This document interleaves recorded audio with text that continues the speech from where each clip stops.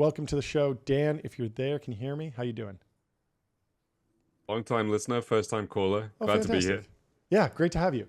Can you take me through your? Oh, actually, first let's kick it off with just an introduction. Who are you? What do you do? Break it down for everyone.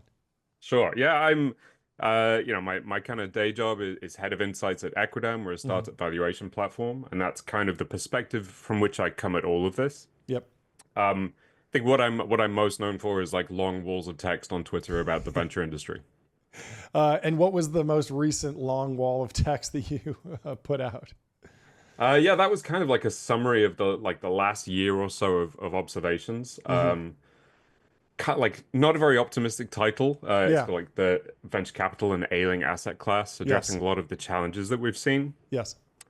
But it moves towards like solutions, better Hmm. practices, some ideas for how the industry can evolve, so everybody comes out of it better. Okay. LPs, founders, GPs. So, what are the key cracks? Why is venture capital ailing? What are the key problems that you're seeing? What are the indicators? What are the metrics that you're tracking? Because a lot of people have been saying we're so back. It looks really good. There's big funds. Everyone's doing well. Everyone's making money. It seems like it. So, this was kind of an odd take to see, but open to hear the argument, obviously. Yeah, I think kind of what we see at the moment, if you look very broad, big picture, is like stagflation. Hmm. There is, I would say, less activity than before, but Hmm. prices in concentrated areas are much higher. Hmm. And for a lot of people, that's a very bad thing. If you're a founders fund and you can win on merit and Hmm. get into any deal you want, you're doing fine at the moment. That's Hmm. okay. If you're Andreessen Horowitz and you have the scale to buy into any deal, you're also doing fine. But a lot of my writing is actually really aimed at like the middle of the market, Hmm. GPs who, could be doing better maybe if like better practices were more accessible to them or if the market was a bit more stable. And similarly, LPs who have a difficult time picking, if they're not already in like the founders funds and USVs, how they can be guided towards better decisions and better returns. So, yeah, is this just affecting new managers who raised funds maybe during ZERP, or are you seeing cracks in kind of the legacy firms that have dropped out of the public eye? They're not as competitive, but they've been in the game for a decade. They have kind of an institutional structure. Maybe they're not raising multi-billion-dollar funds, but they have a model where it's like, yeah, $300 million fund every 2 years. You deploy it. It's great business. All the partners are going to retire wealthy. Is there risk for that type of mid-market VC firm? I think the ones that are struggling the most at the moment are perhaps the ones that like haven't evolved as quickly as the market has shifted in the last year. So Hmm. we've seen this much talked about bifurcation into like what I call venture banks, the like Andreessen Horowitz and Hmm. Thrives, etc. And the kind of traditional model of VC, which is, contrarian investing, a bit more disciplined, you could say, on that front.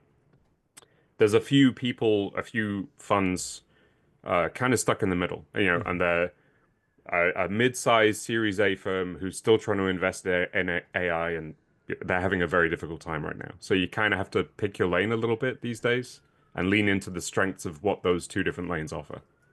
Did you ever read Everett Randall's post on like the Tiger Global and and like the squeezing between what was he calling it? He had some great phrase for it.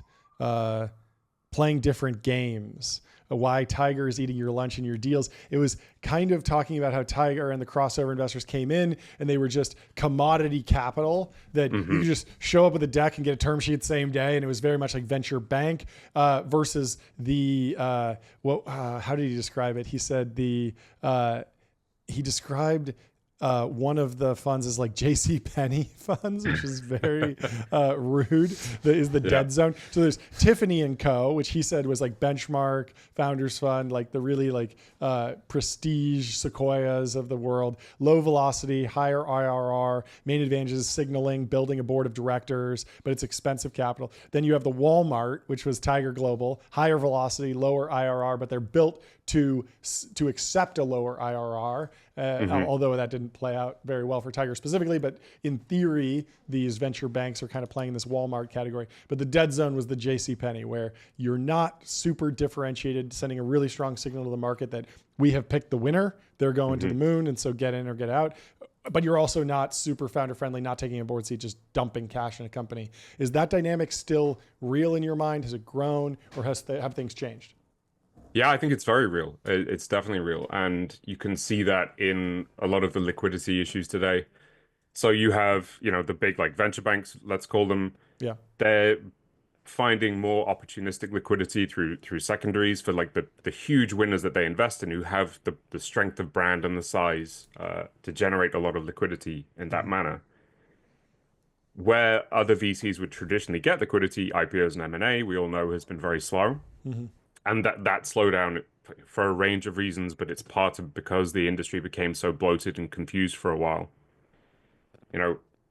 Hopefully as this bifurcation is better understood, those more traditional managers are like teeing up companies for exits in a healthier way. They better understand the kind of exit metrics you need, as opposed to the venture bank model. Do we need to kind of redefine these terms in venture capital? Because it used to be there was like angel investors, then venture capitalists that would do Series A's and maybe Series B's, and then there was growth equity, private equity, and then yes, a hedge fund might take a large position in a late stage firm, but they weren't seen as VCs. Now you can have a VC firm that I'm pretty sure there's venture capital firms that have never invested in a company at less than a $1 billion valuation, because their whole business is maybe we buy secondary or we buy common or we do growth stage. And we're really only trying to be along for the unicorn to $100 billion ride. And we'll do that all day long because there's so little downside. And by the time we're investing, the company has durable revenues, is growing, product market fit. So we're not even trying to underwrite the founder or their ability to explore the idea maze. We're just piling in, but we still call that venture capital. And maybe is that a problem, or do we need to think about the market differently? I think it's definitely helpful to think about it as a slightly separate beast. Venture capital in my mind is finding, the non-consensus companies, and then you fund them through into like legibility, into growth capital, and ultimately to an exit. That's how you generate your liquidity. The new game today is kind of like this financialized version of venture capital, where it's not necessarily about like finding great companies and taking them to exit. It's about like funding through the incremental milestones and hitting those incremental metrics to raise bigger funds. And you do that through pursuing TVPI in a way that like is slightly disconnected to generating value in the traditional sense. TVPI has slightly different drivers, you could say. Yeah. Do you think that part of the reclassification as somewhat other asset classes into venture capital is driven by a desire to mimic the fee structure of a traditional venture capital firm in other industries? So I basically doing public markets investing, and I might be able to get 1 in 10, but if I call myself a VC firm and I play a little bit differently, I get 2 in 20. Or something like that. Do you think that the branding matters when VC firms go out to LPs and try and raise money? That's a good question. I'm not really sure about that, to be honest. I mean, I'd hope LPs were scrutinizing that a little bit more, but perhaps not. What do you look at any data on the health of the sort of retail in the private markets, right? Like the everyday angel investor. Are you seeing more or less activity today than in 2021, early 2022? I would say quite a bit less, probably like a third less at the moment. Because so much attention is concentrated on AI. And I think a lot of angels, frankly, have just resigned themselves. Like they're not going to get in on that game. Yeah. Interesting. I was thinking, I was even going to consider doing a poll to anybody within, just a poll on X or whatever. But I think if you ask the average angel investor, would you sell your entire angel investing portfolio for 15 cents on the dollar today? And I bet you the honest answer is that like 90% of people would, because angel investing is this like weird dynamic where, to me, I legitimately feel addicted to angel investing. Really? Like it's a weird thing, but and I joke about this, Yeah, right? yeah, It's yeah. like all these these kids that grew up Yeah. in San Francisco and their parents are addicted to angel investing, Yeah, just yeah, like yeah. refreshing their email on the first of the month, Yeah. waiting Checking their for the card is. update. But it's this interesting, dynamic where it's honestly one of, to me, it's one of the most interesting ways to spend free time is Yeah. just like meeting exciting founders, but at the same time, The liquidity timeline. It's timeline so just long. Like, literally- even if you make money, it's like, well, I didn't get to enjoy that in my 30s. yeah, Like, yeah, I- totally. Maybe it's And I retirement. have buddies that are Yeah. towards the end of their careers or maybe even retired that are basically like somebody recently said to me, I don't want to make net new angel investments Yeah. because I don't want to deal with this when I'm like potentially in a retirement, like That's crazy. potentially like, retired to Hawaii, right? I don't want to be worried about, figuring out, when should I try to exit, Yeah. this position? Dan, can you break down this idea that most venture capitalists don't understand risk management and only 10% of venture firms are making it to fund 4? What do VCs get wrong about risk management? What does risk management even mean? I thought the whole point was to be risk on, swing for the fences. Man, that's a great question. It's a real fundamental point as well. I talk about like the importance of risk management in venture capital, and people do give me a slightly crazy look. Like Yeah. the point is risk, Yeah. but if you properly manage risk, like in a systematic way, you can take more risky bets. Like that's kind of the point. Like if you understand the maths of portfolio construction, how big your checks are going to be, what the outcome is likely to be, how many you have to write, what maximizes your exposure to potential unicorns, what discipline across the whole portfolio looks like, you can take more risk on an individual investment basis. And Yeah. So what does a poorly risk managed fund look like? Is it just not building concentration in the winners, not leaving money in the fund for pro rata and follow-ons to kind of ride the winners up as they become outsized winners? I feel like that was something that we heard from like the last generation of managers that got a $50 million fund. Then everything got marked up in ZERP, and all of a sudden they had to make these decisions on huge pro rata checks out of their main fund where there really was no new data about the company and they were still at a seed level, but some big firm had come in and preempted a Series A or Series B. And so all of a sudden you can't do the normal thing of, wow, there's so much traction on this company, I need to really make sure my fund has a significant ownership because I did get a foothold in, but I need to build that position. Is that what's going on, or is there something else, another dynamic? yeah, that's a part of it. That's quite a big part of it. I think the fundamental thing is having a right-sized initial portfolio, the number of investments that you make to begin with. Yeah. That should be diversified enough. And, the average might be like 25 today. Maybe it should be 50. How do you even if you calculate that? Is that based on like historical trends in like the number of unicorns or something? Like how are you thinking about that? Yeah, exactly. There's great work done by a few people. Dave McClure from 500 Yeah. Startups, he has an article on this. He talks about 100 startups should be the portfolio size for a seed fund. Wow. Because of the small percentage that eventually become unicorns or decacorns, Yeah. and you fundamentally don't know to begin with which ones are going to work out. That's kind of the problem, is VCs overconcentrate. And of course, if you're I've spoken to some great GPs about this concept, and they always push back because they have 15 companies and they're all doing great. And that's like, fine, good for you. You're in the top 2%. It's the other 98% that I'm kind of thinking about.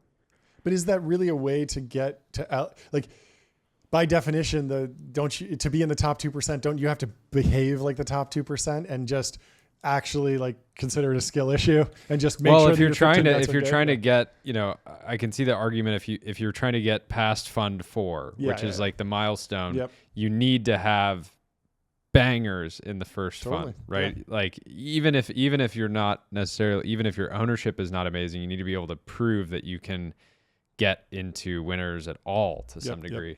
And so I've seen that strategy play out fairly nicely, where as long as you're in a handful, just showing that you can get in is kind of like key proof points, even if you're not able to concentrate, 5+% of your fund in a single company. Yeah. Do you think LPs are more willing to forgive on mistakes of portfolio construction, not sizing into winners, easier than missing winners and having like, okay, yeah, you built the portfolio perfectly, you got concentrated into your winners properly, but you didn't have any of those really sexy companies in the portfolio? Well, I'd like to think ultimately what matters is, the end multiple, the IRR, the performance of the fund, and everyone, the majority of emerging managers come out swinging for the fences every single time they want a 10x fund. And in doing so, they are themselves boom or bust. If they fail and it's less than returning capital, they have no room to learn. They can't improve for the next fund. There's no step two.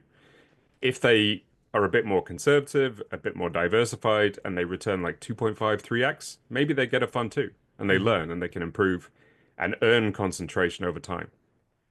Isn't there something beautiful about the fact that both startups follow a power law and venture capital firms exhibit a power law? Like there's a kinship here that it's like, hey, we're all either going to be rich or poor here.